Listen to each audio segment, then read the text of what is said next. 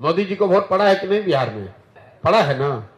तो मोदी जी के जाति का यहाँ कितना आदमी रहता है मधेपुरा बिहार में, जरा बता तो दीजिए कि अगर आपको लगता है कि हर आदमी जाति पर ही वोट देता है तो मोदी जी को बिहार में वोट दे कौन रहा है? मान लीजिए कि आपने कहा, दूसरे सवाल पर आते हैं, आप जो कह रहे सवाल सुने नहीं, कहे ना उनको तो धर्म पर, हिंदू मुसलमान के नाम पर, मुसलमान यहाँ 18% रहता है, वो लालू जी को वोट देता है, ओवैसी को वोट नहीं दिया। वो लालू जी को काहे वोट दिया, ओवैसी को काहे नहीं दिया?